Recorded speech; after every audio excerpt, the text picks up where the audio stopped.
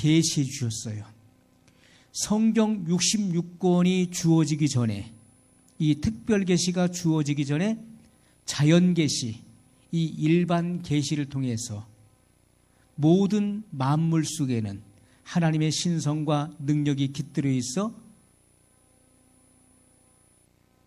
하나님의 살아계심을 알게 하셨다라고 말씀하고 있는 것입니다. 그럼에도 불구하고 그들은 하나님의 신성과 능력을 보고서도 부정합니다. 그리고 죄를 일삼는 것입니다. 자, 이런 사람들을 가리켜서 주님은 너희는 사형감이다. 너희는 사형수다.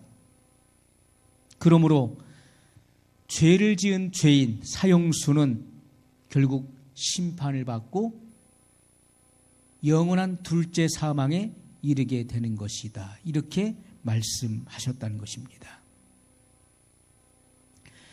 에스겔 18장 4절과 20절의 말씀에 보면은 범죄하는 그 영혼이 죽으리라. 이렇게 말씀하셨어요. 범죄하는 그 영혼은 죽을지라. 이렇게 하나님께서 말씀하셨습니다. 범죄하는 그 영혼은 죽는 것입니다. 사람이 육신으로 죄를 짓고 그 영혼이 함께 지옥에 가는 것입니다. 범죄하는 그 영혼이 죽으리라. 주님은 분명히 말씀하셨어요. 로마서 6장 23절에는 죄의 삭은 사망이요. 죄의 대가가 바로 사망인데 그것은 둘째 사망의 해를 받는다는 것입니다. 영원한 사망에 이르게 된다고 말씀하고 있어요. 자, 그래서 우리가 많은 신앙인들이 신앙생활을 하면서 내가 마땅히 죽어야 될 사형수라고 생각하는 이들이 적다는 것입니다. 성령의 조명을 통해서 내가 마땅히 죽어야 될 사형수다. 여기 본문에 나오는 이 말씀이 다 나에게 해당되는 말씀이고 그러므로 나는 사형수다. 자, 이렇게 생각하는 이들이 의외로 적다는 것입니다. 우리가 성령의 조명을 통해서 이 진리의 빛이 내 마음속에 조명될 때 내가 사형수라고 하는 그런 생각이 내가 복음을 받아들이는 자세가 되어야 되는 것입니다. 그럴 때 우리 마음은 절박해질 수 있는 거예요. 절박한 심령이 되는 것입니다. 나는 사형감이야. 나는 사형받아 마땅한 사람이야. 심판받아 죽어야 될 그러한 사형수인 것을 우리가 생각하게 되고 그리고 그러한 신앙적 자세를 가질 때 그 마음이 우리의 신앙을 성장시킬 수 있다는 것입니다. 사형수의 마음은요, 사람을 겸손하게 만드는 거예요. 그러한 마음이 나로 하여금 심사숙고하게 만드는 것입니다. 우리가 이러한 진지한 자세가 없기 때문에 우리의 믿음이 성장할 수가 없는 거예요. 그냥 단순하게 교회 다니고 예수님 믿고 구원받는다. 신앙생활 열심히 하면 된다. 봉사 충성 다하면 된다. 그것이 아닙니다. 우리의 마음의 자세가 어떠한지를 진리의 빛을 통해서 조명받아야 돼요. 자, 우리는 다 죄와 허물로 죽었던 자들이었습니다. 죽을 수밖에 없는 게 아니라 이미 죽었던 자였어요. 성경은 우리에게 죄와 허물로 죽었던 너희를 살리셨도다 이렇게 말씀했어요. 죄와 허물로 이미 죽었던 자들이었어요. 오늘 우리는 진리의 빛을 통해서 내가 사형수다. 이러한 신앙적 자세를 가질 때 우리로 하여금 그러한 마음이 절박하게 만들고 간절하게 만들고 그리고 하나님의 은혜를 갈망하도록 이끈다는 것입니다. 그것이 우리의 믿음을 성장시킬 수 있는 거예요. 자, 우리는 이러한 말씀을요, 그냥 쉽게 간과해서는 안 돼. 이 말씀을 있는 그대로 이 말씀을 우리가 받아들여야 되는 것입니다. 성경이 증거하고 있는 이 진리를 그대로 받아들여야 되는 거예요. 나는 사형수다. 그러나 대부분의 많은 사람들은 이러한 사실을 모르고 신앙생활을 합니다. 또 알면서도 쉽게 잊어버리고 쉽게 간과해버린다는 것이죠. 우리가 이러한 자세, 이러한 사형수의 마음을 우리가 잊어버린다면 우리는 이 땅에 살아가면서 세상 유혹에 이끌리게 됩니다. 그리고 마귀가 주는 시험에 우리가 쉽게 이끌려 넘어질 수밖에 없다는 것이죠. 자, 우리가 이러한 그 심령을 잃어버리게 되면은 율법적인 신앙에 빠질 수 있게 되는 것입니다.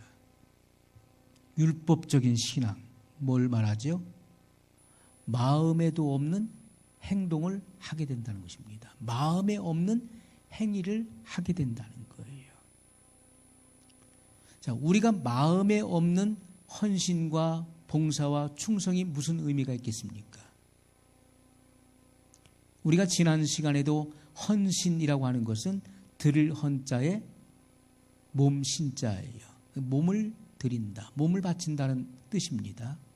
그런데 온전히 마음을 바치지 않은 상태에서 하는 그러한 헌신은 자칫 기만이 될 수 있다는 것이죠. 자칫 위선이 될 수 있다는 거예요. 그래서 우리가 헌신하기 전에 먼저 온 마음을 바쳐야 된다는 것입니다. 온 마음을 먼저 바쳐야 돼요. 그리고 나서야 온전한 헌신이 있을 수 있다는 것을 말씀드렸어요. 자, 율법적 생활이 무엇입니까? 예수님 당시에도 유대인들이 예수님을 향하여 예수님을 가리켜 선생님, 랍비여 하면서 주님을 불렀습니다. 그러나 그것은 진정 마음에서 우러나는 그런 선생님의 의미가 아니었었죠. 마음에도 없는 말을 하고 있는 것입니다. 그래서 예수님께서 너희가 입술로는 나를 존경하나 마음은 내게서 멀도다. 마음은 내게서 멀리 떠나 있다. 이렇게 말씀하셨어요. 입술로는, 말로는 얼마든지 존경하는 것 같지만은, 존경하는 척 하지만은 너희의 마음에서는 마음은 내게서 멀리 떠나 있다. 마음으로는 미워하고 마음으로는 대적하고 있으면서 말로만 예수님을 선생님이라 부르고 랍비라고 부른다는 거예요. 그러므로 우리가 율법적 신앙이라고 하는 것은 예수님께서 특히나 유대의 종교 지도자 누굽니까? 서기관과 바리새인들이 그 대표예요. 그들은 예수님께로부터 강한 질타를 받았습니다. 회칠한 무덤 같다고 말씀하셨어요. 독사의 새끼라고, 독사의 자식들이라고 주님은 그렇게 말씀하셨어요. 그것이 예수님께서 그들을 판단하고 정죄하신 것입니다. 그들의 실상이 그러했다는 거예요. 겉으로는 선하고 의로운 척하지만은 그들의 마음속에는 온갖 불의와 악한 생각과 더러움이 자리 잡고 있었다는 것입니다. 그것이 곧 위선이고 기만이었어요. 자기 자신을 속이고 남을 속이고 하나님까지 속이려고 하는 그런 기만의 모습이 그들 속에 있었다는 것입니다. 회칠한 무덤과 같다는 거예요. 과거의 무덤은 이렇게 바위를 파서 무덤을 만들었습니다. 그리고 사람을 거기에 매장시키고 거기에 돌로 임봉을 하고 거기에 흰 석회를 칠했어요. 겉으로 봤을 때는 희고 깨끗하고 아름답게 보이지만은 그러나 그 임봉한 돌을 굴려보십시오. 그 안에는 온갖 더러운 썩은 냄새가 진동을 하고 거기는 그 벌레들이 구더기들이 바글바글 들끓게 되는 것입니다. 겉으로는 의로운 척하지만은, 겉으로는 거룩한 척하고 선한 척하지만은, 그들의 입술의 말로 자기 자신을 과장하고 포장하지만은, 그러나 예수님께서 그들의 중심을 간파해 보시니까 그 속에는 온갖 더러운 부정물들이 들어있다는, 그 더러운 악취가 속에서부터 진동한다는 것입니다. 그러므로 우리가 율법적인 신앙생활, 그들은 율법적인 신앙인들이었죠. 그들은 마음에도 없는 행위를 지금 하고 있는 거예요. 마음에도 없는 헌신, 마음에 없는 구제, 마음에 없는 봉사, 마음에도 없는 충성. 자, 이것을 억지로 하면서 구원을 얻으려고 노력하게 된다는 것입니다. 구원을 얻어보려고, 선한 행위를 해서 구원을 얻어보려고 노력하는 것이죠. 자, 이것이 영적인 무기력증에 빠지게 하는 요소가 되는 것입니다. 우리가 마음이 따라가지 않으면 안 되는 것이죠.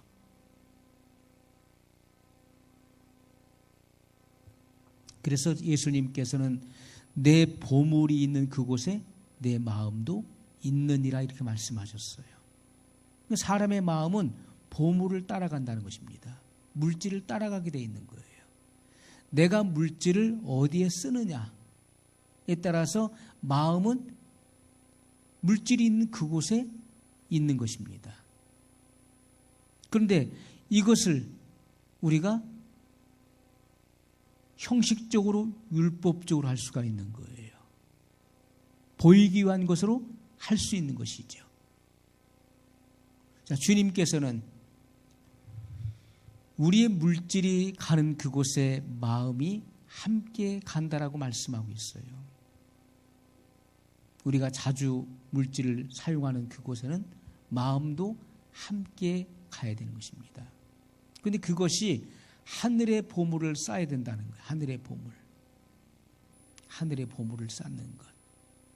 마음에도 없는 형식적인 자기 어떤 이력을 쌓기 위한 것이 아니라 진정 은밀한 가운데 보시는 그 하나님을 기쁘시게 하는 그러한 일들을 해야 된다는 것입니다. 자, 우리가 이런 사형수의 마음을 잊어버리게 되면요. 자, 행위와 마음이 일치되지 못할 때, 행위와 마음이 일치되지 못할 때, 그러한 일들이 계속 반복된다고 생각해 보십시오. 마음과 행위가 함께 움직여야 되는데, 마음은 따로 있고 행동이 따로 있다고 생각해 보세요. 그때는요, 사람이 자포자기하게 되는 것입니다. 아, 해도 안 되는구나. 해도 안 돼. 그렇기 때문에 쉬운 구원을 추구하게 되는 것이죠. 쉬운 구원.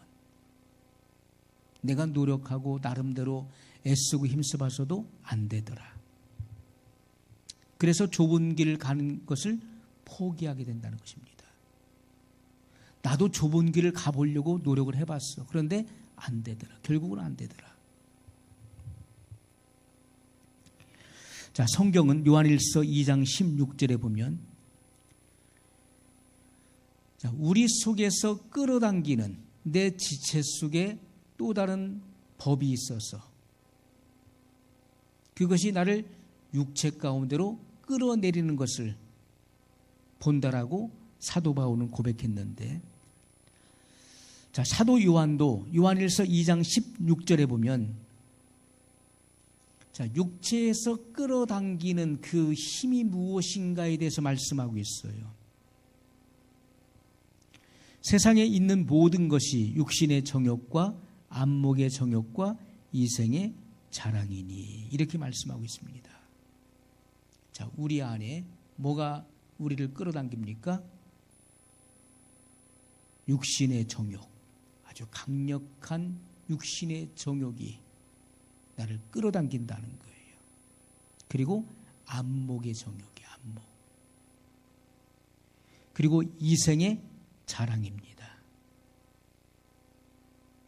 이생의 자랑은요, 이기심.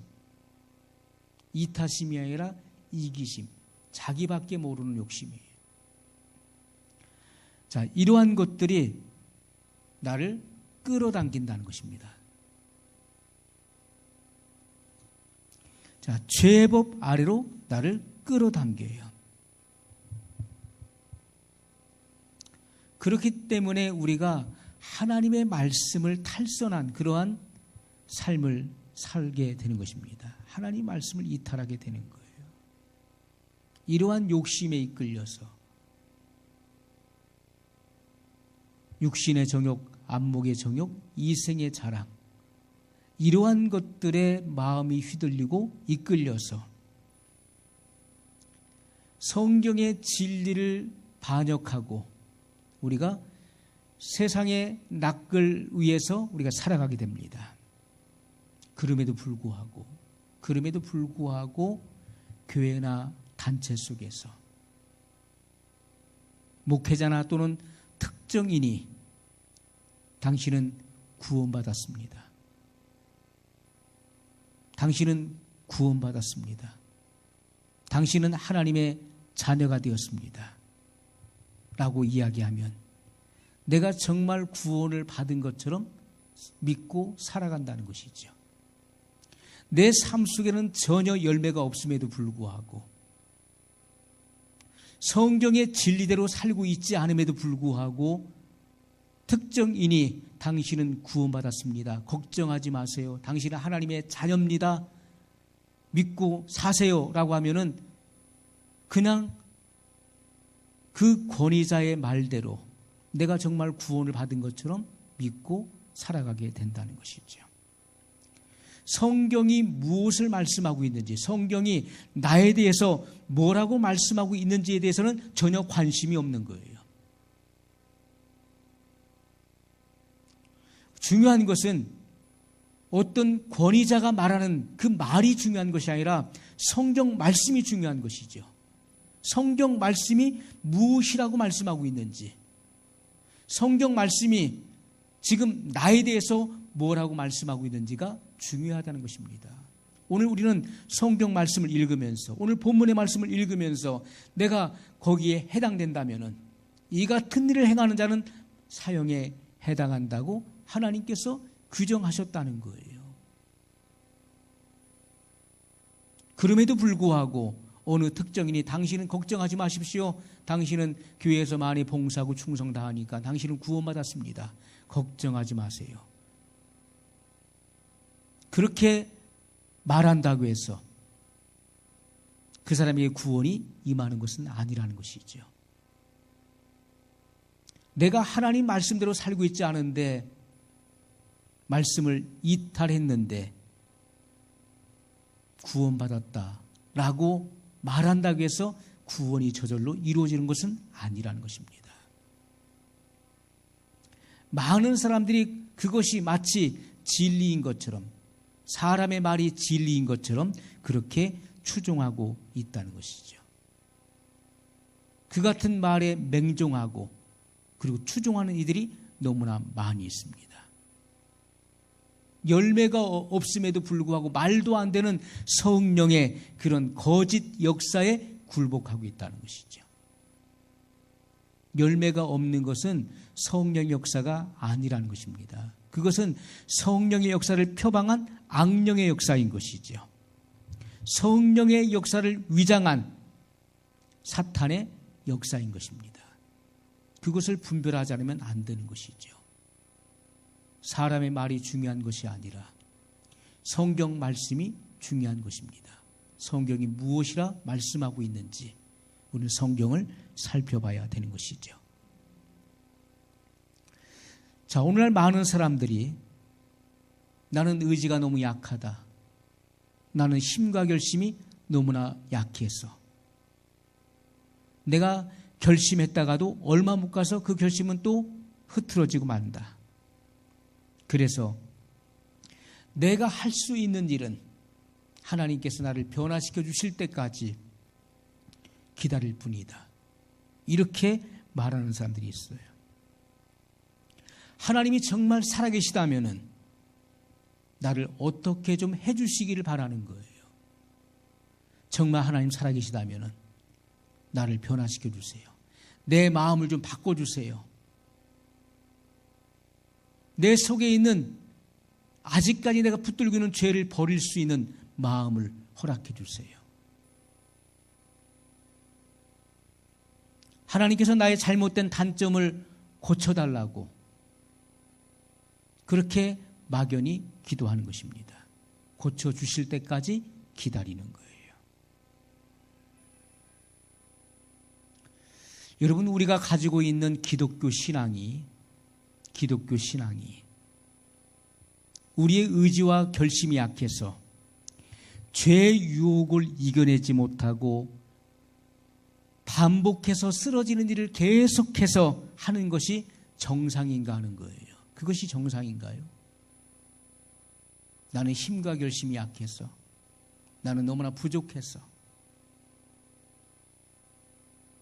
나는 죄를 이길 수 없고, 나는 유혹을 이겨낼 수 없고, 그렇기 때문에 하나님께서 내 마음을 어느 날 갑자기 바꿔주시지 않는 한 나는 절대로 변할 수 없다.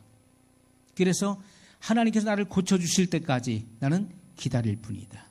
이것이 정상이냐 하는 것이죠. 여러분, 하나님께서는 우리의 의지를 꺾어서 우리를 구원하시지 않는다는 것입니다. 우리의 의지를 강제적으로 꺾어서 구원하시는 분이 아니시라는 거예요.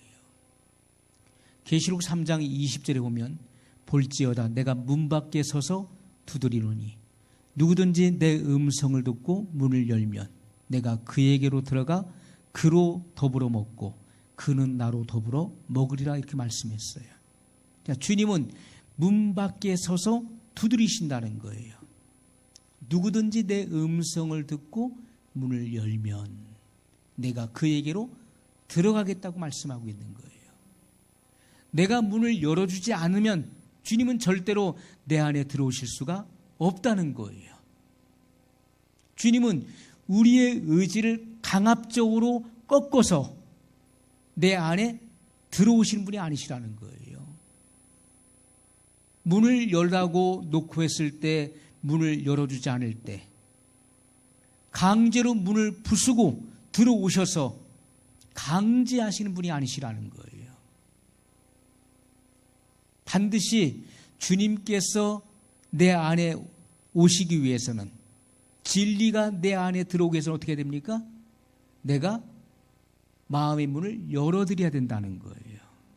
열어드리지 않으면 절대로 그 같은 일은 나에게 발생하지 않는다는 것입니다.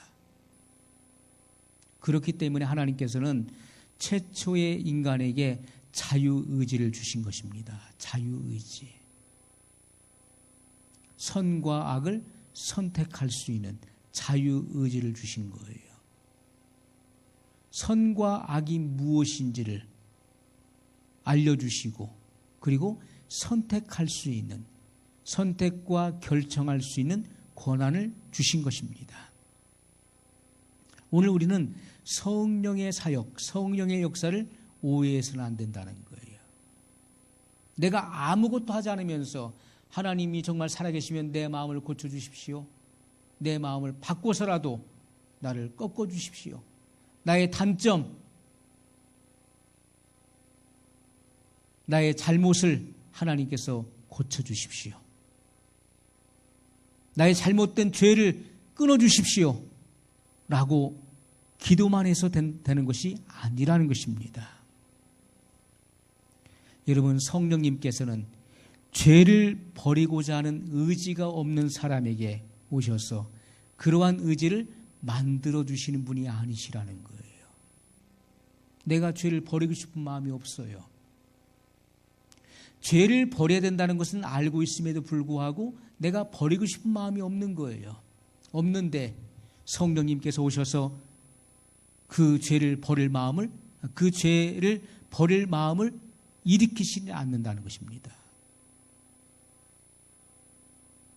내가 그 죄를 버리고자 하는 마음이 있을 때 거기에 대한 절박하고 간절한 마음이 있을 때 성령님께서 역사하시는 것이고 도와주신다는 것입니다. 그렇기 때문에 우리는 기도하면서 뜻을 정하지 않으면 하나님도 나를 구원할 수 없다는 것이죠. 하나님도 나를 도우실 수가 없는 거예요. 여러분, 다니엘과 세 친구가 뜻을 정했다라고 성경은 기록하고 있습니다. 뜻을 정했다. 무슨 뜻을 정했습니까? 왕의 진미를 먹지 않기로, 우상에게 먼저 바쳤다가 주는 그 왕의 진미를 먹지 않기로 뜻을 정한 거예요. 여러분, 바벨론 나라의 포로로 끌려온 그들이 왕이 주는 진미를 거역하면 죽음에 해당되는 것입니다. 그럼에도 불구하고 그들은 먹지 않기로 뜻을 정했다라고 성경은 말씀하고 있는 것입니다. 다니엘의 세 친구는 왕이 만든 금 신상 앞에 절하지 않기로 뜻을 정한 거예요. 뜻을 정한 것입니다. 그 뜻은 의지를 말하는 것이죠. 내가 결단코 극렬히 타는 풀무불 속에 내가 화형에 처해진다 할지라도, 불에 태워져 죽는 고통을 감수한다 할지라도 나는 절대로, 죽으면 죽었지, 나는 율법을 범하지 않겠다. 하나님의 계명을 범하지 않겠다. 하나님의 뜻을 거역하지 않겠다. 왕이 만든 금신상 앞에 절하지 않겠다. 뜻을 정했다는 것입니다. 그것이 중요한 거예요. 다니엘이 무슨 뜻을 정했습니까? 왕 외에 다른 신에게 기도하는 자는 30일 동안의 관찰을 해서 누구든지 왕 외에 다른 신에게 기도하는 자는 사자굴에 던져진다. 그러나 다니엘은 그럼에도 불구하고 평소와 같이 하루에 3번씩 예루살렘을 향해서 창을 열었어요. 그리고 기도했습니다. 그 기도의 목소리는 여전히 들렸어요. 그 기도의 모습을 그대로 보여주었습니다. 창을 활짝 열어놓고 기도했어요. 그것이 바로 뜻을 정하는 것입니다. 사자굴에 던져져서 온몸이 바스라지고 사자의 먹잇감이 될 것을 알고 있음에도 불구하고 그는 뜻을 정했어. 하나님께 기도하는 것을 쉬지 않기로 뜻을 정했다는 것입니다.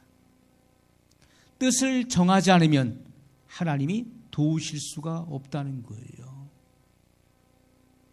하나님이 내 의지, 내가 마음에도 없는데, 뜻을 정하지도 않았는데 하나님께서 강제적으로 그러한 뜻을 일으키시고 마음대로 행하실 수 있는 분이 아니시라는 겁니다. 우리는 성령의 사역을 우리가 오해해서는 안 된다는 거예요. 내가 뜻을 정할 때, 내가 결심할 때, 내 마음에 결정할 때, 시편기라고 고백하기를 내 마음이 결정되고 결정되었사오니, 결정했다는 것입니다. 주님을 따르기로, 주님을 믿기로, 주님만을 섬기기로 내 마음이 결정되고 결정되었다라고 고백하고 있는 것이죠. 자, 우리가 확정됐다는 그 말이 결정됐다는 거예요. 내 마음은 확정됐어. 내 마음은 결정됐기 때문에 절대로 내 마음은 변하지 않는다. 어떠한 유혹과 어떠한 그러한 핍박과 억압에도 불구하고 내 마음은 이미 확정됐어. 결심했어. 그 결심을, 마음을 굳혔어. 그렇게 고백하고 있는 것입니다. 여러분, 하나님께서 우리의 의지를 존중하시는 분이시죠. 우리의 자유의지를 꺾어가면서 구원하시는 분이 아니에요. 하나님께서 내가 믿기 싫은데, 하나님 믿고 싶은 마음이 없는데 하나님께서 강압적으로 내 마음을, 의지를 꺾어서 나를 구원하시고 천국으로 강제로 데려가시는 분이 아니시라는 것입니다. 우리의 자유의지를 존중하시는 거예요. 우리는 내가 결정한 대로 가는 것입니다. 사람이 무엇을 결정하느냐, 그 결정한 대로 결과가 나오는 것입니다. 그러면 우리의 신앙생활은 반드시 신앙의 과단성, 신앙의 그런 결단이 없으면 안 되는 것이죠. 우리가 말씀을 듣고 난 이후에 뭘 해야 됩니까? 결단을 해야 되는 결단. 말씀을 들으면서 결단해야 되는 것이고, 말씀을 다 듣고 난 이후에 분명한 결단과 그리고 신앙의 과단성을 내려야 된다는 것입니다. 그렇지 않는 이상 그 사람은 변화될 수가 없는 거예요. 그 사람의 신앙은 절대로 성장할 수가 없어요. 여러분의 신앙을 한번 살펴보십시오. 왜 내 신앙은 성장이 없는가? 왜 내 마음속에 구원에 대한 감사가 없으며 죄 용서를 받은 것에 대한 감격의 마음이 내 마음속에 일어나지 않는가? 다 그 이유가 있는 것입니다.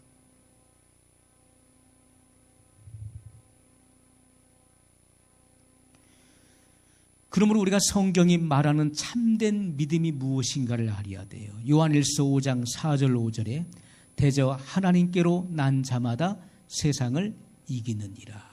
자, 하나님께로 난 자마다 세상을 이긴다. 하나님께로 난 자가 누굽니까? 하나님의 자녀들이에요. 본 어겐, 거듭난 자들을 말하는 것입니다. 우리가 우리의 교리로는 중생이에요. 중생은 성결의 시작인 것입니다. 중생이 없는데 어떻게 거룩해지는 성결이 있을 수가 있겠습니까?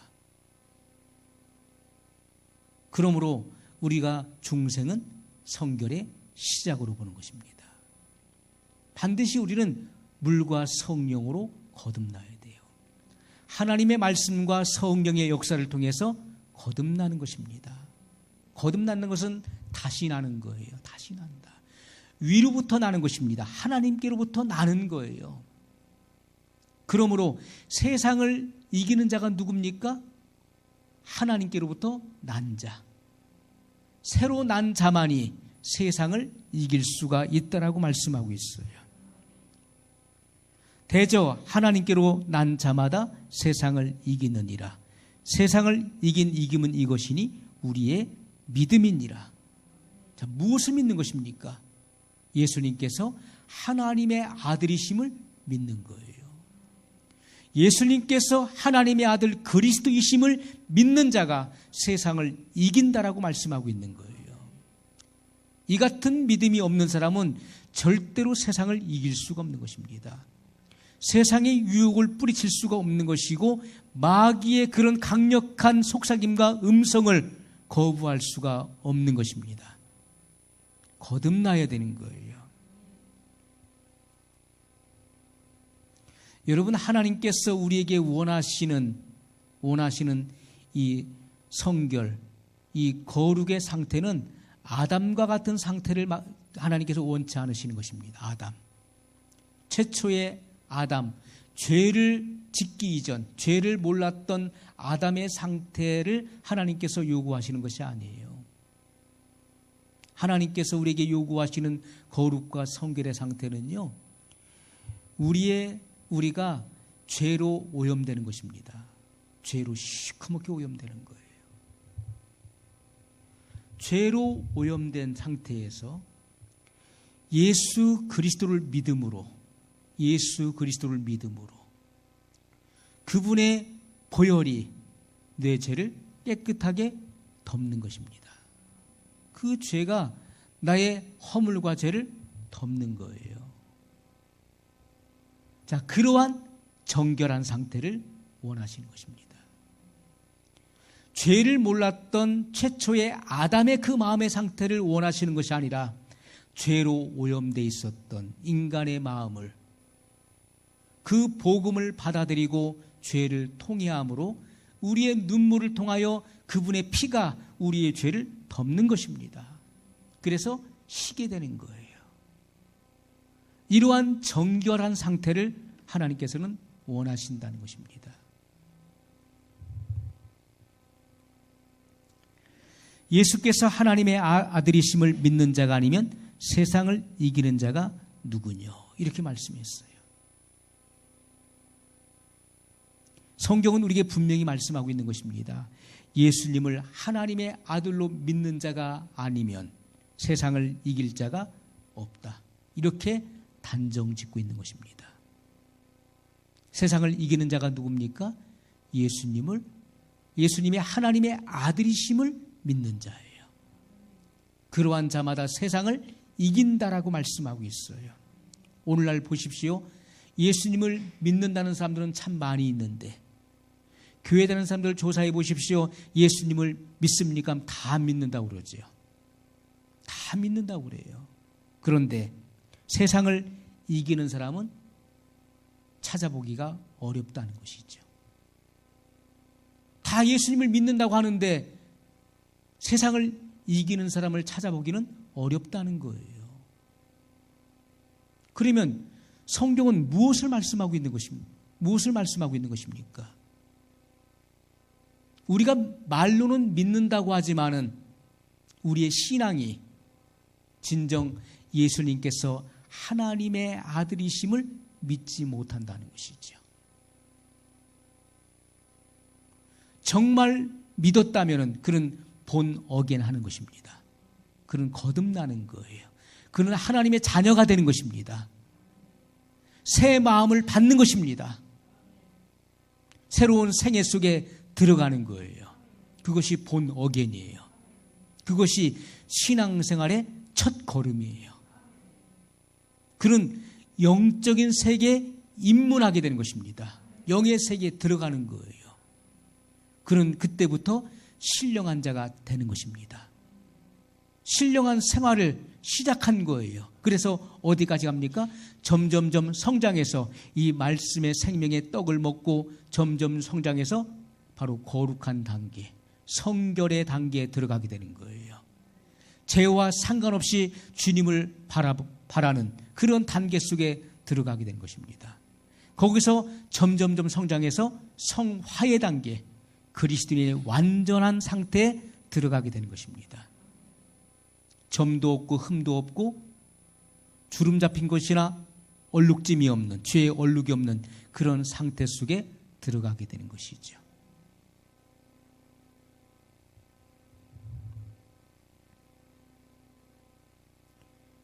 그러므로 오늘날 우리가 외식하는 그리스도인, 형식적인 그리스도인, 율법적인 그리스도인, 마음에도 없는 행동을 하는, 마음과 행위가 따로 움직이는 그러한 신앙인들이 너무나 많이 있다는 것이죠. 오늘 우리는 말씀을 통해서 우리 자신을 조명받으면서 이것이 남에게 주시는 말씀이 아니라 오늘 나에게 주시는 말씀으로 받아야 된다는 것입니다. 내 모습을 조명받아야 돼요.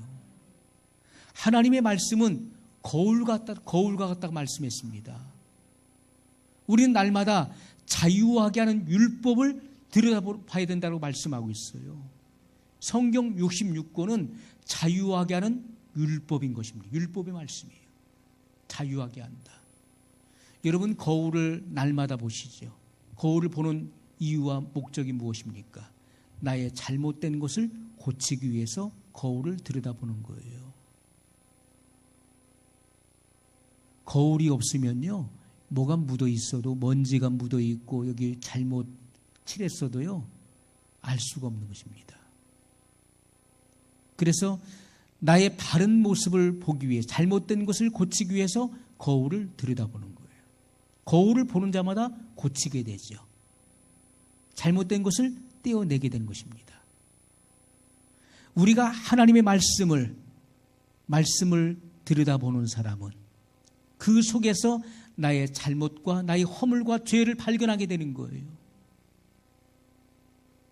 나의 잘못과 죄악이 드러날 때 우리는 통해의 눈물을 흘리게 되는 것이죠.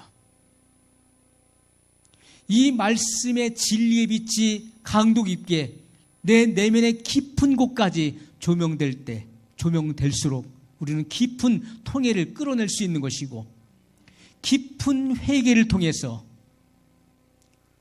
내가 그 죄를 통감하고 흘리는 그 눈물을 통해서 주님의 보혈이 우리의 죄를 씻는다는 것입니다. 우리의 죄를 정결케 하는 것이죠. 그 같은 경험을 우리는 매일같이 새롭게 하지 않으면 안 되는 것입니다. 그래야만 신앙이 성장하고 성숙할 수 있는 거예요. 많은 사람들이 그러한 과정을 거치지 않고 맹목적인 신앙생활을 하기 때문에 구원에 대한 감사가 없고 죄 사함에 대한 그런 감격의 마음이 없다는 거예요. 죄 사함에 대한 그런 감격, 하나님의 은혜에 대한 감사가 너무나 메말라 있다는 것입니다. 여러분, 사도 요한이 이렇게 증거한 것처럼 하나님께로서 난 자만이 세상을 이긴다. 자, 이런 말씀이 오늘날 많은 사람들은 모순되다고 생각을 하는 것입니다. 왜? 믿는 사람은 많은데, 교회 다니는 사람이 다 예수 믿는다고 하는데, 그런데 세상을 이기는 사람이 눈에 보이지 않는 거예요. 그러다 보니까 혼돈하게 되는 것이죠. 도대체 말씀 속에 말씀을 읽어보면은 예수님께서 하나님의 아들이심을 믿는 자마다 세상을 이긴다라고 분명히 성경은 말씀하고 있는데, 그런데 왜 교회 속에서는 너나 나나 할 것 없이 다 예수님 믿는다고 하는데 세상을 이기는 사람들을 찾아보기가 이렇게 어려운가? 교회 안에서 일어나는 많은 문제점들을 보면서 사람들은 세상을 이길 수 없다라고 믿게 되는 것입니다. 아, 세상은 이길 수 없는 거야. 왜? 교회 속에도 일어나는 문제들 좀 봐봐. 그러므로 사람들은 불신의 마음을 갖게 된다는 것입니다. 세상은 이길 수가 없는 거예요.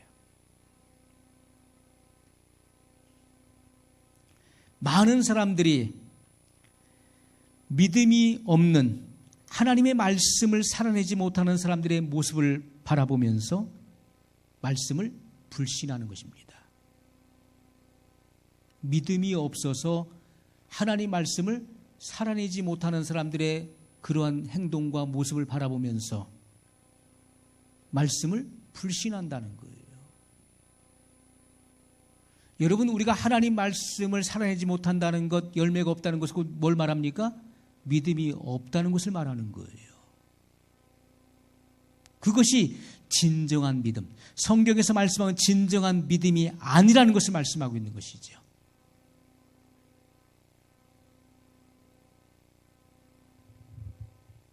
우리는 살아계신 하나님, 우리의 육안으로 볼 수 없지만은 살아 역사하시는 하나님, 그리고 그분의 입에서 선포된 성령으로 감동된 이 말씀을 믿음으로 세상을 이기는 삶을 살아가야 된다는 것입니다.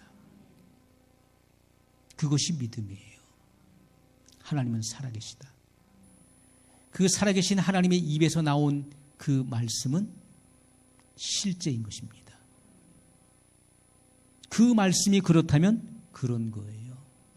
그러므로 진정한 믿음 있는 사람은 세상을 이기는 삶을 살아간다.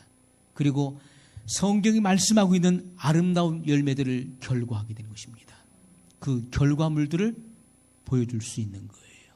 그것이 진정한 믿음이에요. 오늘 말씀을 기억하면서 우리 한 목소리로 같이 기도하겠습니다. 거룩하신 사랑의 하나님 아버지, 감사합니다. 오늘 우리들의 삶을 말씀을 통해 조명받게 하시고, 우리가 어떠한 마음과 어떠한 자세를 가지고 이 세상을 살아가야 되는지